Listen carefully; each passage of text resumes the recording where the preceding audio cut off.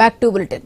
వ్యవసాయంలో ఆధునిక టెక్నాలజీ వాడేలా రైతుల్ని ప్రోత్సహిస్తున్నామని సీఎం చంద్రబాబు తెలిపారు. కృష్ణా జిల్లా గన్నవరం నియోజకవర్గంలో ఆయన పర్యటించారు.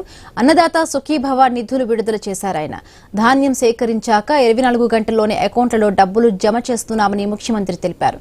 రైతుల ఖాతాలో ఏటా 20,000 రూపాయలు జమ చేస్తున్నట్టు చంద్రబాబు వివరించారు. నీటి భద్రత ద్వారా ముందుకు పోయాం. ఈరోజు ధైర్యంగా చెప్పగలుగుతున్న మన రిజర్వాయర్లో కానీ అదే మాదిరిగా చిన్న చిన్న చెరువుల్లో కానీ 65% నీళ్లు ఖరీఫ్ వాడుకున్న తర్వాత, రబీ కూడా కొంతవరకు వాడుకున్న తర్వాత ఈరోజు నిల్వలున్నాయంటే అది ఈ ప్రభుత్వం యొక్క దూరదృష్టిని మరొక్కసారి మీ అందరికీ విజ్ఞప్తి చేస్తున్నా. అందుకే ఒక పిలుపిచ్చాను.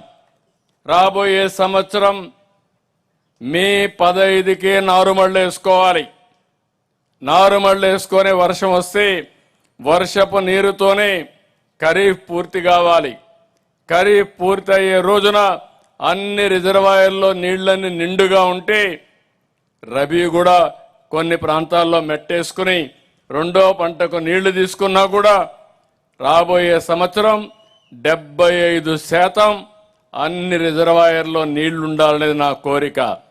దీనివల్ల ఎప్పుడైనా ఒక సంవత్సరం వర్షాలు పడకపోయినా తట్టుకునే శక్తి వస్తుంది. రాబోయే సంవత్సరమే శాస్త్రవేత్తలు చెబుతున్నారు ఎల్నినో ఉంటుందని. అలాంటి వచ్చినప్పుడు వర్షాభావం ఉన్నా, హెచ్చు తక్కువలున్నా, లేకుంటే ఎరాటిక్గా వర్షాలు పడినా మనం ఎదుర్కోవాల్సిన శక్తి రావాల్సిన అవసరం ఉంది. భూగర్భ జలాలు పెంచాం. ఎక్కడికక్కడ వాటర్ కన్జర్వేషన్ స్ట్రక్చర్స్ కట్టాం. దీనివల్ల మీరు చూస్తే 2 ఏళ్లలో 1.83 మీటర్లు భూగర్భ జలాలు